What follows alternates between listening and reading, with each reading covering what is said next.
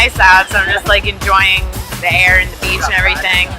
Ice cream, waiting for Dr. Richie. Very nice man. I'm going to support and love Dr. Richie. He's helped me a lot. Yeah, he helped me a lot too. Mother, yeah. How are you, Tim? I'm wonderful. We got the whole crew. I'm wonderful, man. Hi, how are you? Hi. How you doing?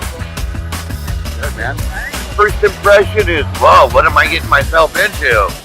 You know, that's the first impression you get, but once you start talking to the guy, he's beautiful, man. You just want to hug him. He's just beautiful. All the rings and all that steel that he has on there, man. Just all for the appearance. He's got a big heart.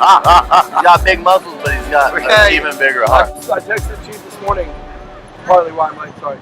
I want to share a story with you before I get in the shower. The story's about a kid's journey through the desert. The kid was ignorantly blissful, yet nonetheless enslaved in his own kind of Egypt. No disrespect. Don't worry. The story began in Venice, California, where this enslaved kid met his Eskimo. That's like an AANA term for the person who brings you. Many years ago, they were both still young men. A special connection was felt by the men, and they kept crossing paths.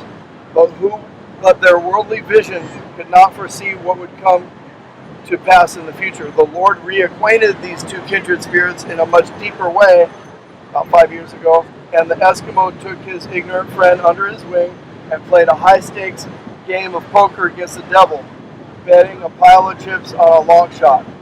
A lot of people have been trying to turn me on, right, for years. Though the odds were against him, the Eskimo was a gambler for God. The kid was the most polite atheist he had ever met. That was one of his jokes. He would always say the truth thing.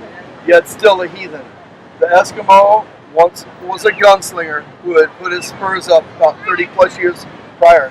He felt the atheist was a worthy investment, as Chief invests in other people, and did what no other man had yet been able to do, and he led the stubborn mule through the forest of ignorance, doubt, whoremongering, and the like, all the way to the womb. After a few years of fellowship and teaching on November 4th, 2014, the atheist died and the king was born. I was saying. Yes. Still a baby though, the Eskimo kept teaching. The kid learned to fly, but it was time to soar. On July 16, 2016, now a toddler, he took his slingshot, picked up 5 stones and struck. The Holy Spirit hit the kid right between the eyes to his soul and deep into his heart. This was the heart that the Eskimo's wife knew could be unblackened if his head would just get out of the way. The longest 18 inches, right? The kid opened up his eyes, started reading what I call the bullshit sifter, the good book, the Bible. Still kind of rubs people the wrong way, but hey. The rest is destiny and yet to be revealed. The gravity of your, this was just like a million thanks to him. The gravity of your great contribution to my life is ineffable. Chief, thank you, my brother. And his response, wow. So that's long-winded, he's straight to the point, no fluff. So, but yeah, from the bottom of my heart, bro, I mean, I'm grateful for you, and in my whole life, you've been a great impact, a great friend, a great pastor, rabbi, teacher, colleague, everything, bro. Thank you, man. I love you, brother. Beautiful. Yeah.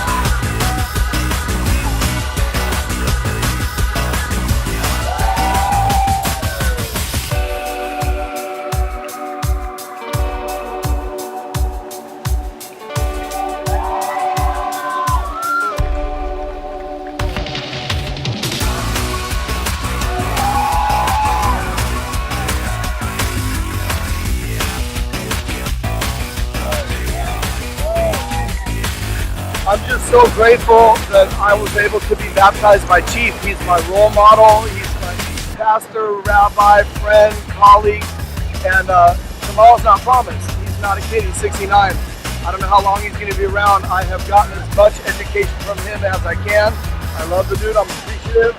It took me nearly 50 years to become a believer from a hardcore atheist born in a Jewish culture. And it's just beautiful. It's a beautiful thing. I'm glad I crossed the line, man.